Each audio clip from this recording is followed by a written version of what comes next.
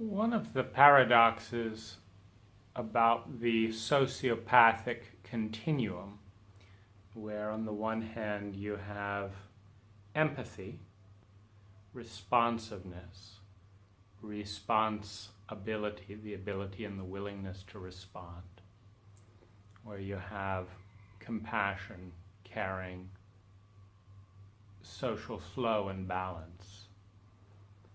And on the other hand, you have dissociation from the empathic and compassionate parts of the brain, and a survival mechanism, the sociopathic state, in which most of the higher functions of the social and emotional brain are shut down or in a very retarded state.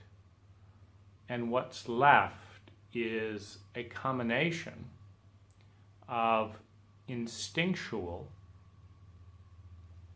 single-minded focus on survival of the given individual affected. Now, in an unhealthy environment, an environment that is not attuning, is not listening, is not caring, is in fact a sociopathic environment. Adopting a sociopathic state to mirror the level of desensitization, to mirror the level of self-absorption, an environment that is absorbed with itself and not with a given individual, and an individual that is absorbed with themselves and not with the environment, creates a parity of empathy. And like so many areas of relationship, it's not so much, for example, whether one person is highly attached to the other or is not attached to the other that matters. What matters is the balance of attachment. Because if you have one person in a relationship that is 10 out of 10 attached to the relationship in the other, and you have the other person is 0 attached to the other or the relationship, there is a guaranteed level of pain that will emerge at some point, because the behaviors that emerge out of caring about something, when they emerge in one person, create an imbalance of power, an imbalance of investment, and this leads to loneliness, this leads to pain. When there is a sociopathic environment, a couple of different things will happen. One is the more empathic people within that environment will experience an escalation in pain and loneliness. What happens more commonly is that the individuals in a sociopathic environment, or more accurately, an environment at a given point on a sociopathic continuum, is that the individuals will adjust to be in parity with the environment. And at that level of desensitization will not bear the brunt of the pain that is present in the environment. It's important to understand that the more dissociative and the more sociopathic an environment, the more pain is present in that environment, and it's being masked and held and perpetuated by the sustained sociopathic set point or state in the environment. And any individual that is in a healthier point, meaning they're more connected with empathy, responsiveness, responsibility, compassion, etc., any individuals that are at a healthier point will become the voice, the mouthpiece of the environment that is too numb, too dissociated from itself to speak about the pain that it's in. This is one of the roles of sensitives in the different cultures and cults around the world.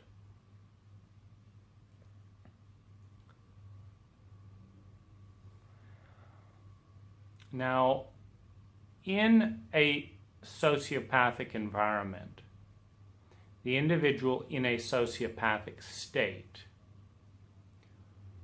will be more sick, will have more dis-ease, more disintegration from themselves than the person in an empathic state.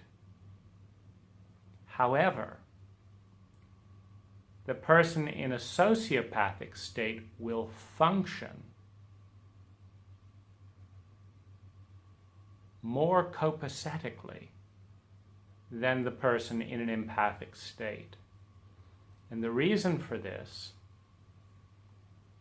is that the person in a sociopathic state has injected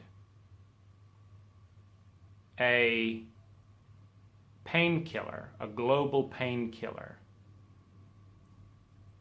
And it's kind of as if you can imagine a terrain,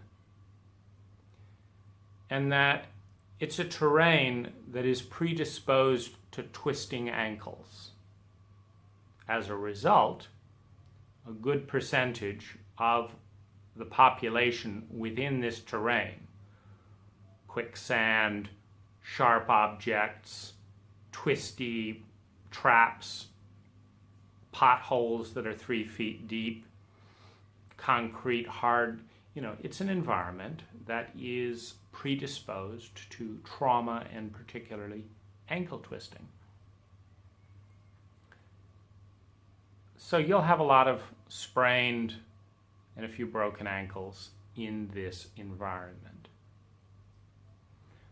Now, the people that are not on any kind of painkiller and drug will scream, this hurts, that hurts, don't do that, watch that pothole. They'll be very engaged with the environment because the environment is producing pain. The environment is dangerous, and it's producing a high percentage of injury. This is not a healthy environment. And there's nothing wrong with the people in this environment.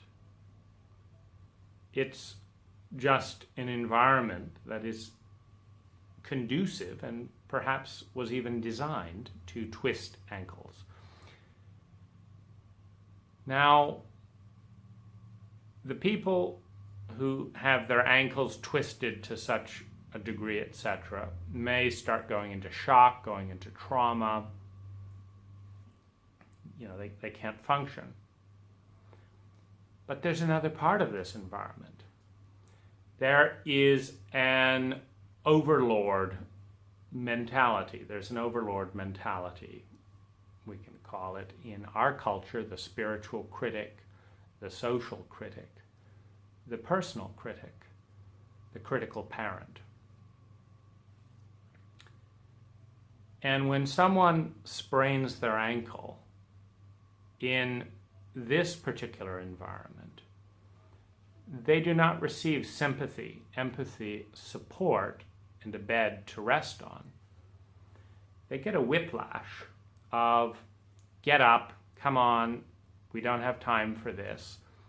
And this happens a little bit more on emotional, see, because that's a little bit the trick here. We're a chauvinistic cult, and so the physical body comes first. And we're actually, in some parts of the world, very obsessive about fixing potholes and every little thing. But we're talking about an emotional environment, an environment in which our emotional body is being sprained, is being chipped away at, broken, bent, stressed, banged into. And when this happens, the overlords, and in a chauvinistic culture it is lords, it is a masculine energy, says you're not good enough. Work harder. You didn't do that right. That's not right. Hurry up. You're not going to make it unless you pick yourself up and drag that numb and pain-filled ankle along. Otherwise, you're a loser.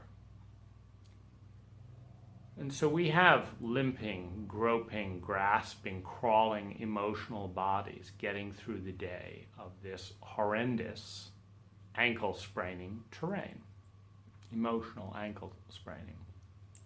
And we have the shame in the whip. And it does work up to a point.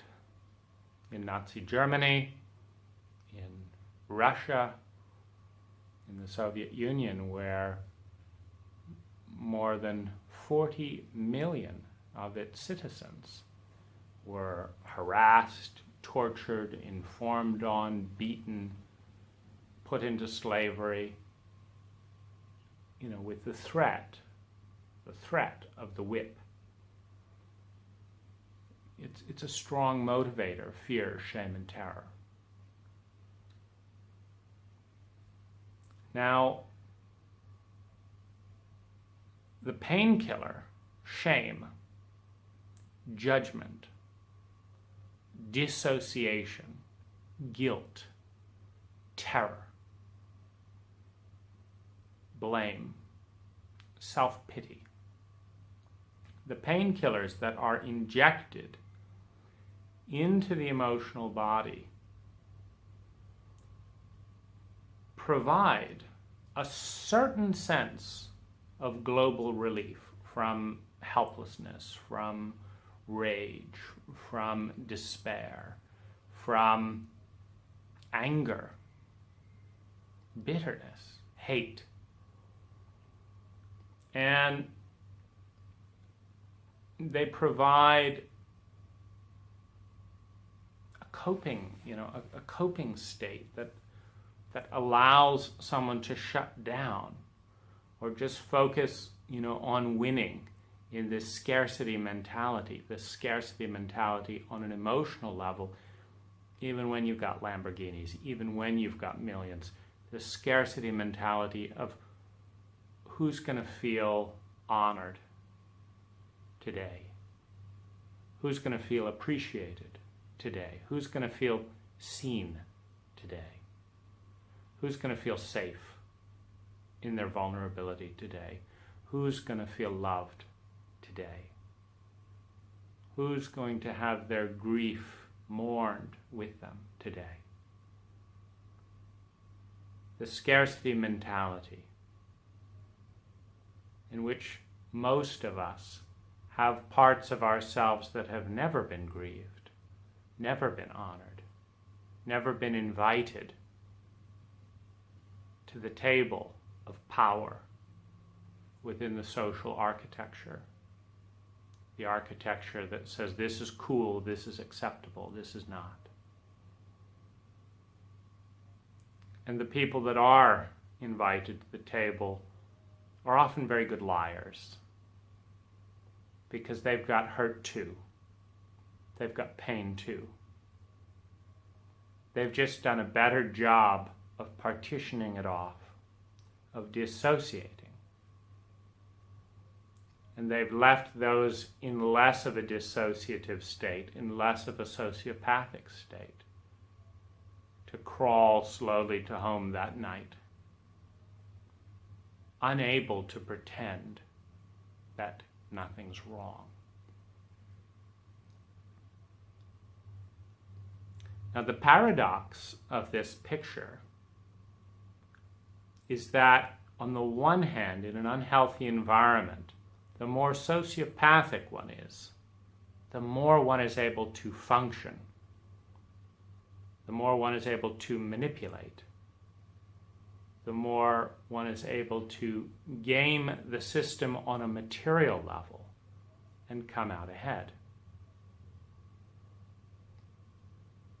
And the more empathic one is in a sociopathic ecology, in a sociopathic environment, the more crippled we are with grief, with dis-ease, with stress, with the full weight of the feelings that are not being shared in the circle, because when you have a given percentage of the population check out into a sociopathic state and then deny that anything's going on,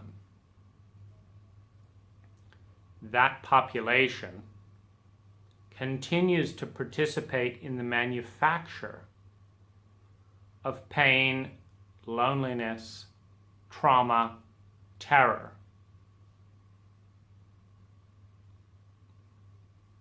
grief, rage, and despair. But they don't acknowledge what they're manufacturing in themselves or in the world. They don't acknowledge the pain they're creating in themselves because they've taken that anesthetic. They're dissociative. The traumatic part of the brain has shut that off. And yet, they are actively manufacturing and perpetuating the conditions, the environment in which pain and shame thrives. And it is those who feel, those who see, those who have not put on the blinders of insanity and lies, those who have not had both the benefit and the misfortune of being traumatized to such an extent that they completely check out emotionally into numbness. It is these people who feel the full weight of what is not being acknowledged by others, who lack the will and or ability to feel. Creates a crisis.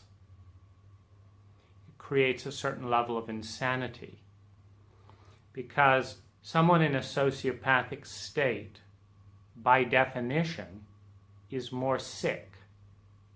They are more divided, more dissociative, weaker, and less healthy than someone in an integrated empathic state, who knows how they feel, why they feel that way, what made them feel that way, how much they're feeling it, and what to do about it. This is an integrated state in which the smoke detector of pain, shame, grief, sadness, and terror are doing its jobs,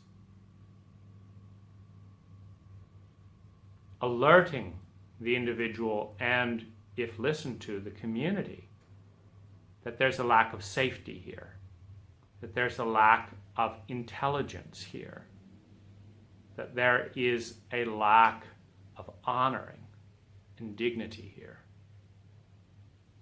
and that something needs to be done about it.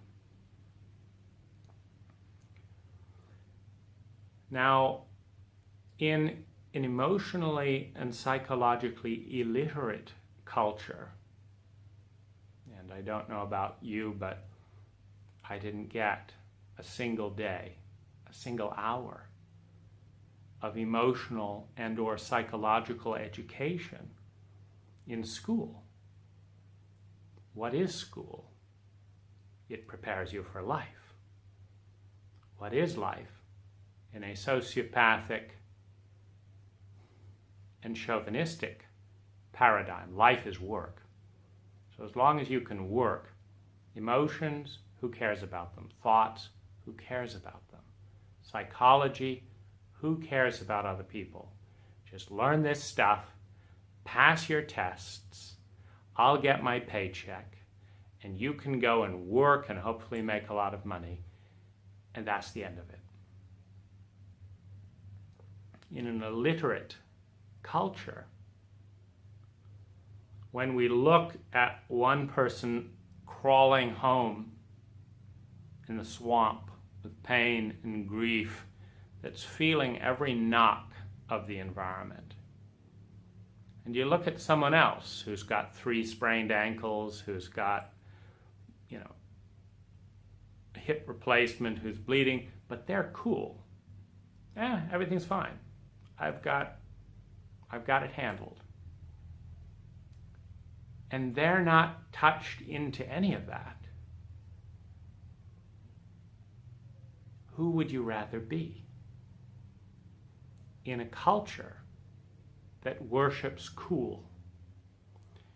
Well, another way of talking about the empathic and the sociopathic continuum is the coolness continuum.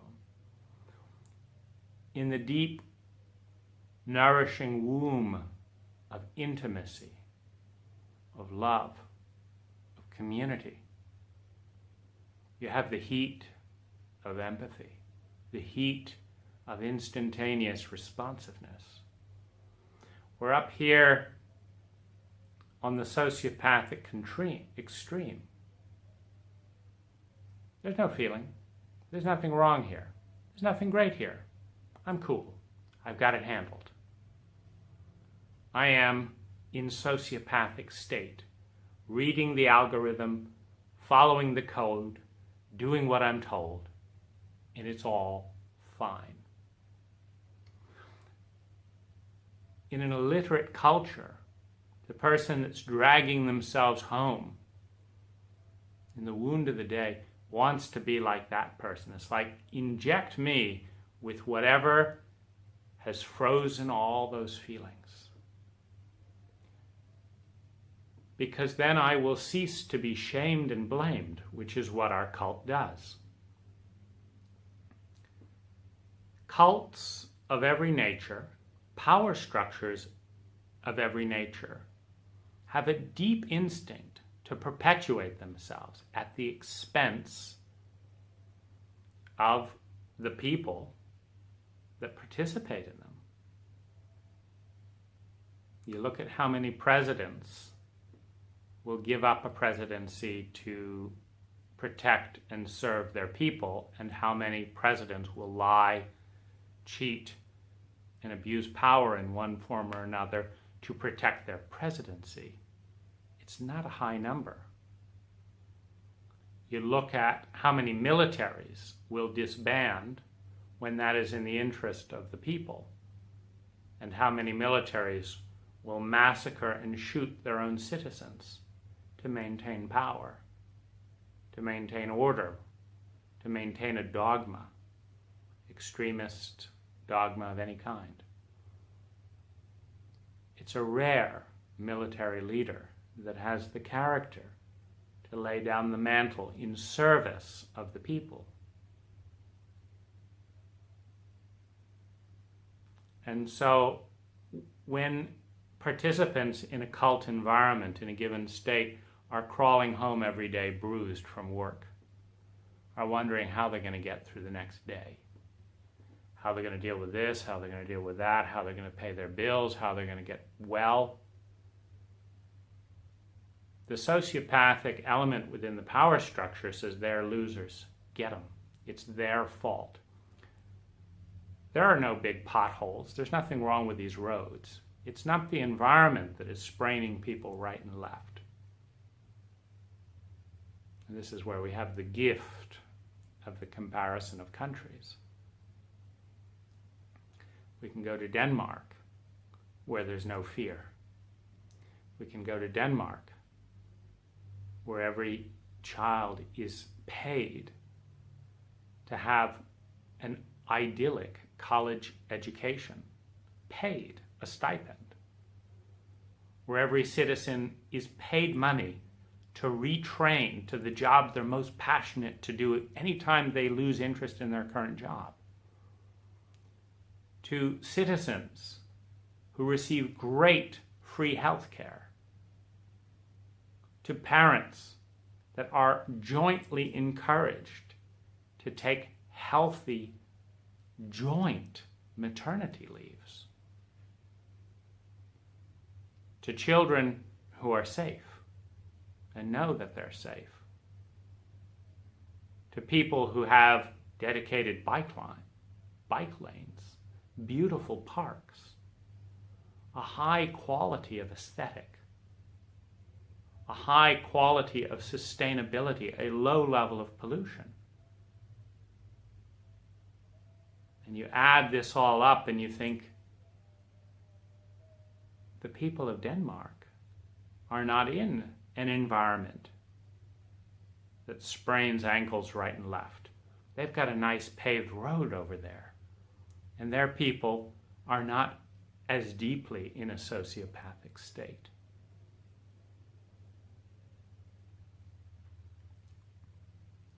The paradox, when the power structure deflecting the ability and willingness to respond, deflecting responsibility, sends the energy outward, when the power structure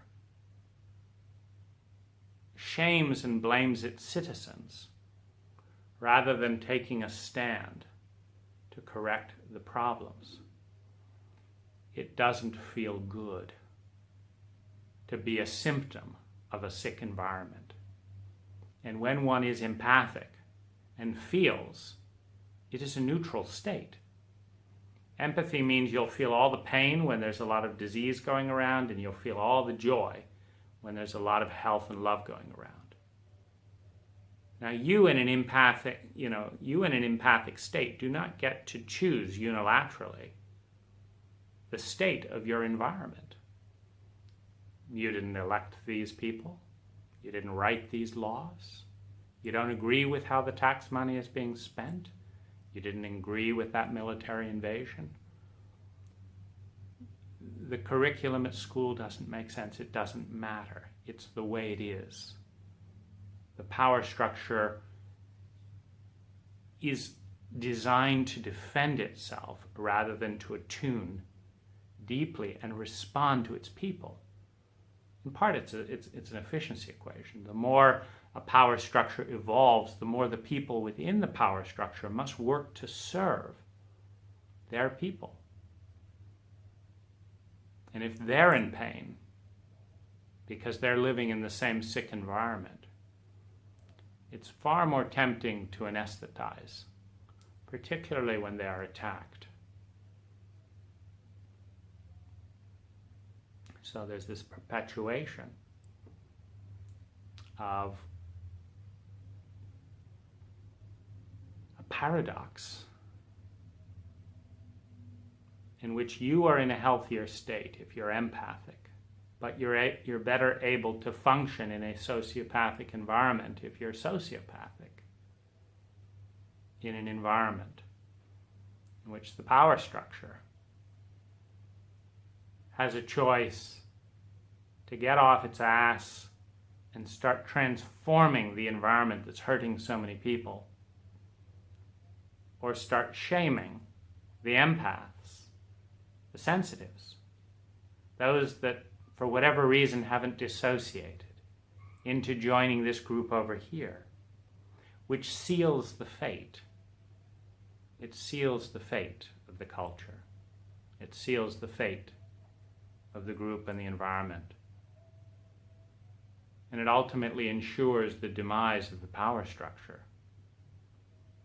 Because this is a culture that will turn in on itself and start consuming the last vestiges of what's beautiful and good and healthy within it, with the ravenous appetite of the addict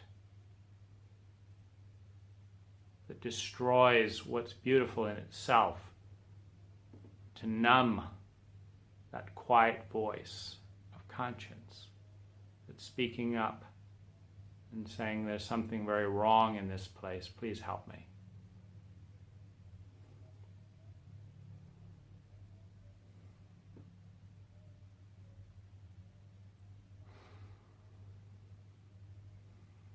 And I would like to take a moment to bow to the empaths, to the sensitives, to those of you with the courage to feel your pain and to know it's not yours. It's a smoke detector. It's telling you something's off, something's wrong out there. You have a message to deliver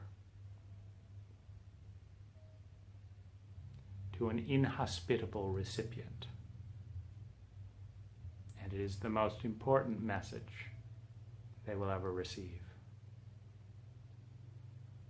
And they've got the gates barred, the trenches dug, and the earphones on, and the smartphone tapping away, committed to blocking out the message that you are entrusted to give.